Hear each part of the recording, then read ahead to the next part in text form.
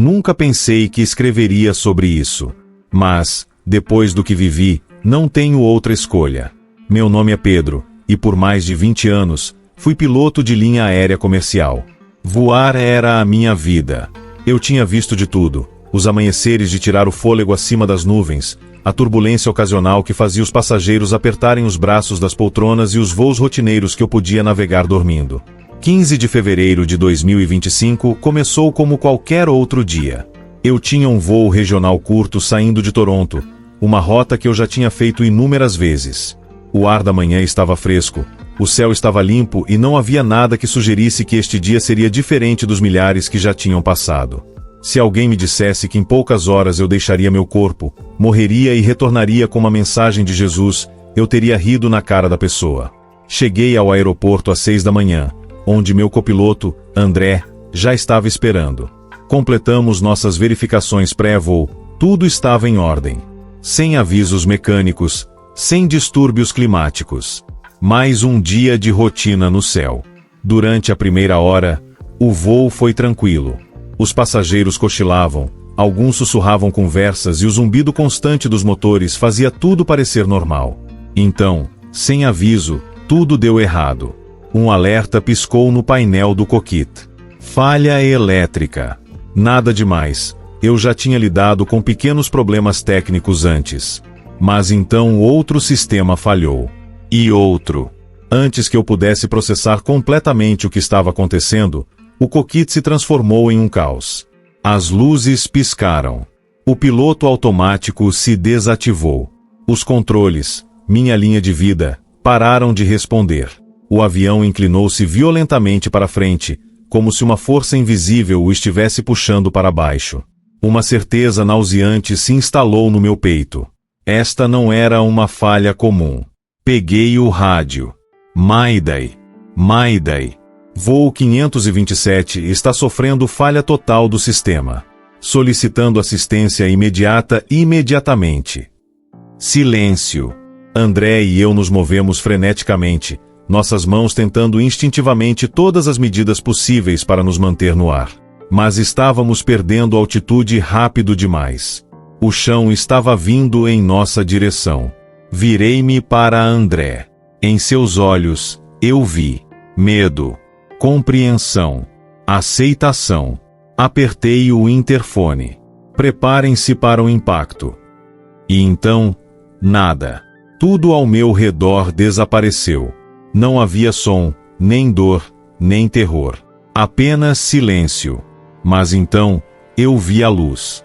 Antes de continuarmos, pare um momento para pensar sobre tudo o que você acabou de ouvir.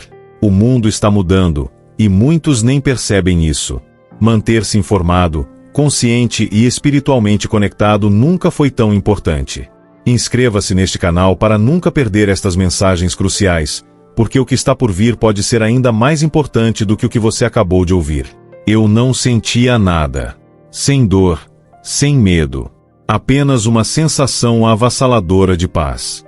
Quando abri os olhos, não estava mais no cockpit. O caos, os alarmes, a sensação de cair, tudo tinha sumido. Mas o que vi em seguida me fez prender a respiração. Eu estava flutuando. Abaixo de mim, os destroços do meu avião queimavam, uma fumaça preta e densa subindo para o céu. Equipes de emergência correram para o local, retirando corpos dos restos retorcidos. E então eu me vi. Meu corpo estava sem vida no cockpit, imóvel, vazio.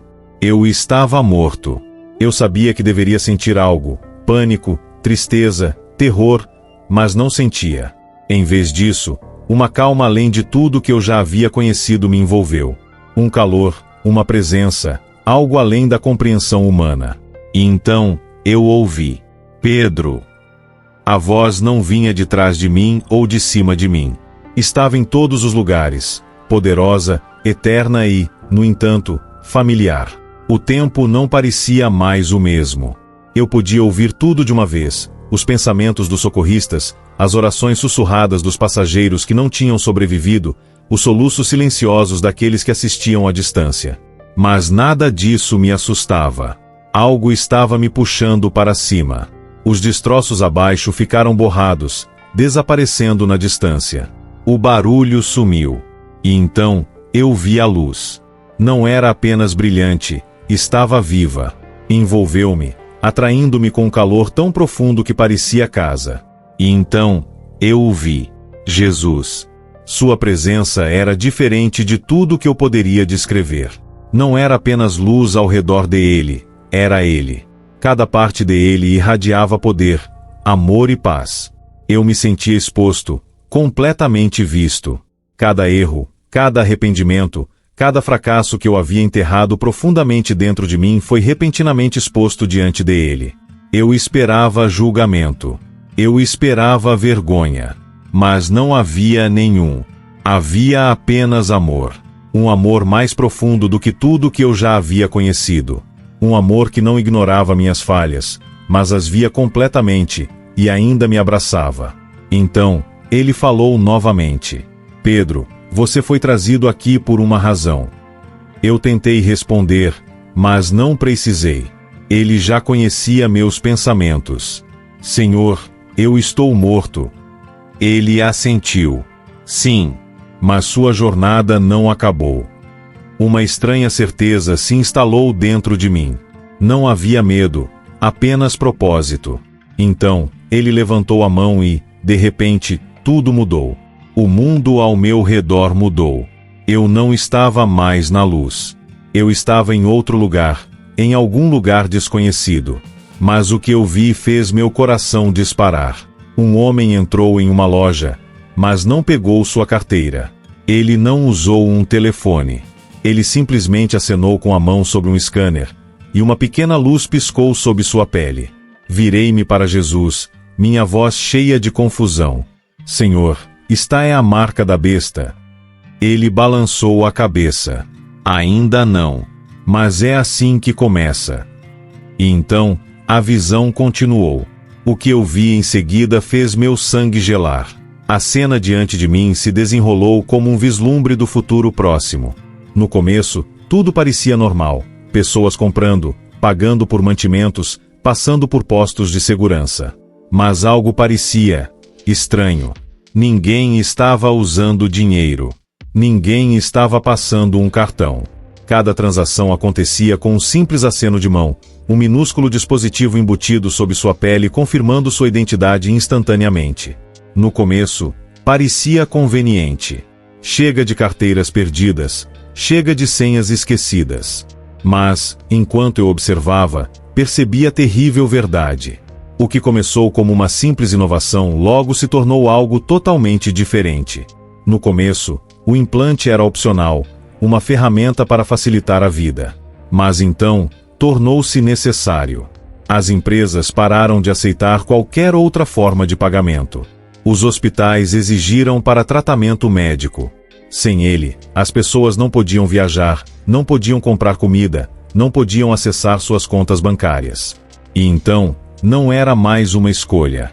Virei-me para Jesus, minha voz tremendo. Por que eles estão aceitando isso tão facilmente? Sua resposta foi cheia de tristeza. Porque eles não veem o custo. Enquanto a visão continuava, eu vi como o mundo mudou. No começo, as pessoas acolheram o implante, acreditando que não era nada além de tecnologia inofensiva. Mas então, a pressão aumentou. Aqueles que hesitaram foram rotulados como difíceis.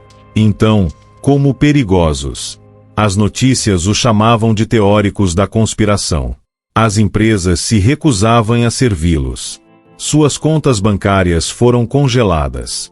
Seus filhos foram proibidos de frequentar escolas. Eles se tornaram párias. E ainda assim, mesmo quando seu mundo desmoronava, muitos ainda se recusavam a aceitar o implante. Eles se apegavam a algo maior do que a sobrevivência. Foi então que a visão mudou novamente. Eu me encontrei dentro de uma casa, um ambiente quente e tranquilo. Uma família sentada junta, sorrindo, rindo, desfrutando do jantar. Tudo parecia normal. Mas, enquanto eu os observava, algo parecia profundamente errado. A conversa deles era perfeita demais. Seus sorrisos, controlados demais. Não havia emoção real por trás de suas palavras, sem pausas naturais ou momentos espontâneos. Era como se estivessem programados. Então, eu vi um brilho fraco sob a pele de seus pulsos. Eles não tinham apenas aceitado o implante. Ele tinha tomado conta deles. Suas decisões não eram suas. Seus pensamentos não eram seus. Virei-me para Jesus, desespero em minha voz. Senhor, por que eles não conseguem ver o que está acontecendo com eles? Seus olhos se encheram de tristeza. Porque eles não ouvem mais minha voz. Um arrepio percorreu meu corpo. Essas pessoas ainda iam à igreja. Elas ainda liam as Escrituras. Mas elas não sentiam mais convicção. Elas não ouviam mais Deus. Então, a visão mudou mais uma vez. Um homem estava diante de uma multidão enorme. Carismático, confiante, sua voz suave, persuasiva. Ele falava de progresso, de segurança, de unidade. Atrás dele, uma tela exibia a imagem brilhante do implante. Este é o futuro, ele declarou. Esta é a liberdade. E um por um, as pessoas avançaram, sorrindo, ansiosas, cegas para o que estavam realmente entregando. O que eu vi em seguida me deu um arrepio na espinha. O homem no palco continuou a falar, sua voz carregando uma sensação de segurança que fez a multidão se inclinar, ansiosa para ouvir. Ele prometeu um mundo sem crime, sem instabilidade financeira, sem sofrimento. Com esta tecnologia, podemos garantir segurança, eficiência e um futuro melhor para todos. A plateia irrompeu em aplausos. Atrás dele, a tela exibia depoimentos, pessoas sorrindo enquanto falavam sobre como suas vidas tinham melhorado desde que receberam o implante. Chega de esperar em filas, chega de senhas esquecidas, chega de complicações. Era a solução perfeita. Mas o que eles não viam era o custo. Eu olhei ao redor, observando enquanto o mundo abraçava este sistema sem hesitação. As pessoas que se recusaram a obedecer não eram apenas párias agora. Elas eram inimigas do progresso. Suas imagens apareceram nas telas de televisão. Apresentadores de notícias as descreveram como perigosas, relutantes em se adaptar, uma ameaça à unidade. Então, a pressão se transformou em perseguição. Aqueles que rejeitaram o implante perderam tudo. Suas casas, seus empregos, suas famílias. Eles foram zombados, ridicularizados, rotulados como extremistas. E ainda assim, eles mantiveram sua posição. Eu vi um homem escondido nas sombras de um prédio abandonado, sussurrando orações em voz baixa. Suas mãos tremiam, mas sua fé não vacilava. Ele tinha perdido tudo, sua casa, sua conta bancária, até mesmo a capacidade de andar livremente pelas ruas. Mas, apesar de tudo isso, seu espírito permaneceu inabalável. Então, eu vi algo incrível. Ele não estava sozinho. Outros tinham se reunido com ele, homens, mulheres, crianças. Eles não tinham posses, nenhuma certeza do que o amanhã traria, mas eles tinham paz. Uma mulher pegou um pequeno pedaço de pão e o partiu, passando-o ao redor. Não importava quantas pessoas pegassem um pedaço, o pão nunca acabava. Uma criança doente estava deitada no chão, ardendo em febre.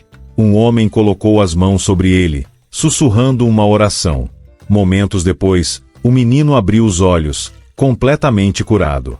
Aos olhos do mundo, essas pessoas não tinham nada. Mas o que eu vi foi algo muito maior. Elas tinham a presença de Deus.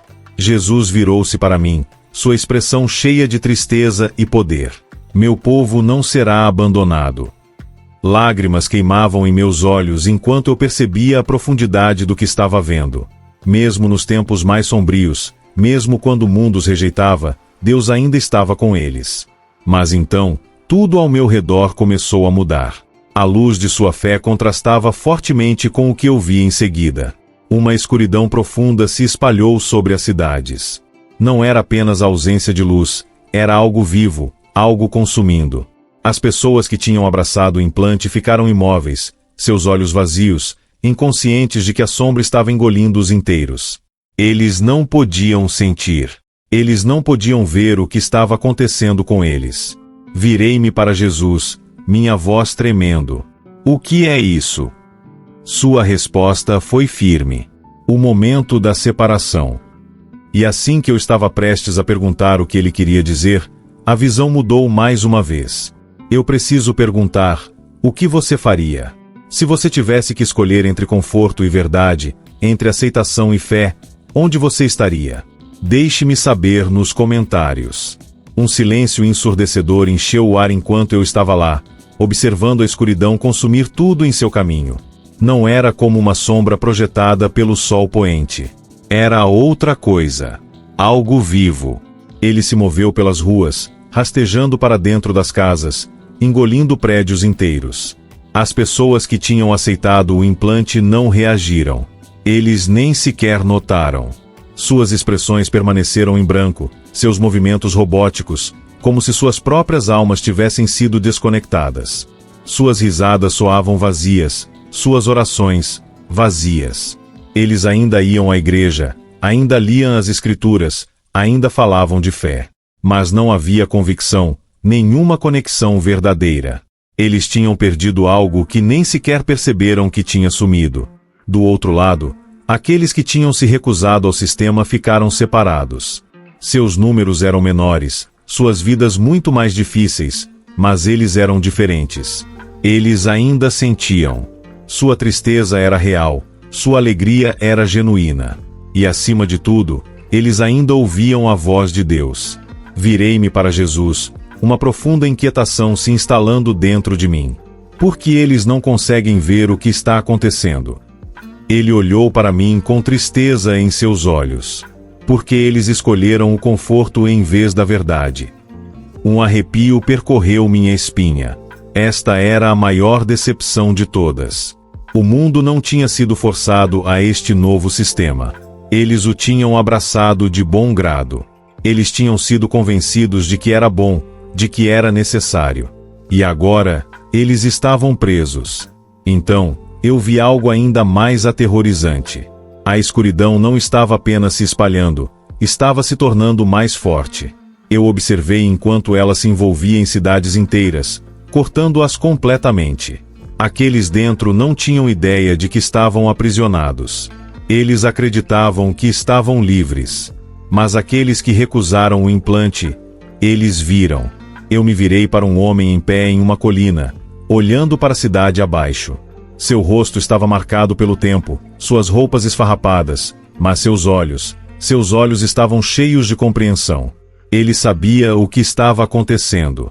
As pessoas ao redor dele sussurravam em oração, suas mãos levantadas, suas vozes firmes.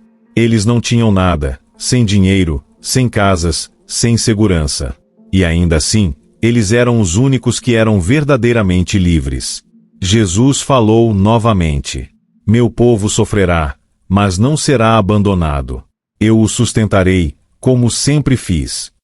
Então, eu vi milagres se desenrolando diante de meus olhos.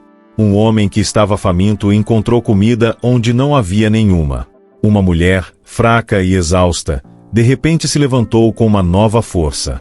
Uma criança, doente e frágil, foi curada em um instante. O mundo tinha virado as costas para eles, mas o céu não. Eu olhei para Jesus, sobrecarregado por tudo que estava vendo. O que acontece a seguir? Seu olhar era firme. O tempo de provação está chegando ao fim. E com essas palavras, a visão mudou mais uma vez. O que eu vi em seguida mudou tudo. O mundo ao meu redor começou a ficar borrado, as cenas mudando mais rápido do que eu podia compreender. A divisão já tinha ocorrido. Aqueles que tinham se rendido ao sistema viviam em uma ilusão de paz, inconscientes de que sua própria essência tinha sido roubada. Seus pensamentos não eram mais seus. Mas aqueles que tinham permanecido fiéis, eles eram diferentes. Eles tinham sofrido, sido expulsos, perdido tudo. No entanto, eles ainda tinham algo que os outros não tinham. Eles ainda tinham a presença de Deus. E então, o momento final chegou. Uma grande escuridão pairou sobre a terra, engolindo tudo em seu caminho. Era vasta, poderosa, imparável. As pessoas que tinham tomado o implante não correram. Elas nem sequer viram chegar. Mas aqueles que tinham se recusado, eles sabiam. Alguns caíram de joelhos, suas mãos levantadas em oração. Outros se agarraram uns aos outros, permanecendo firmes mesmo quando a tempestade se aproximava. Eles tinham sido abandonados pelo mundo, rotulados como párias, mas eles não estavam com medo. E então, uma luz brilhante irrompeu do céu.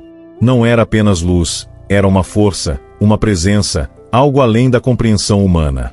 A escuridão recuou instantaneamente, como se atingida por algo muito maior do que ela mesma. As pessoas que tinham permanecido fiéis foram elevadas, cercadas por um poder tão avassalador que sacudiu o próprio chão abaixo delas. Virei-me para Jesus, meu coração batendo forte. O que é isso? Sua voz era firme. A separação final. E então, tão repentinamente quanto tinha começado, tudo desapareceu. Eu respirei fundo, sentindo meus pulmões queimarem como se eu estivesse prendendo a respiração por horas. Meus olhos se abriram e, em vez da presença radiante de Jesus, eu estava olhando para as luzes ofuscantes do hospital. Eu tinha voltado. Um médico estava sobre mim, congelado em choque. Enfermeiras sussurravam freneticamente umas para as outras. Meu corpo doía, minha mente estava girando, mas eu estava vivo. Eu tinha estado morto por 7 minutos. 7 minutos sem pulso. 7 minutos sem respiração, sem sinal de vida. Por toda a lógica, eu deveria ter ido. Mas Jesus tinha me mandado de volta. E agora, eu tinha uma missão. Eu tentei falar, mas minha garganta estava rouca. O médico se inclinou, olhos cheios de descrença. Pedro, você se lembra do que aconteceu? Eu engoli em seco, cada parte de mim ainda tremendo com o que eu tinha visto. Havia apenas uma verdade que eu podia dizer. Eu vi Jesus.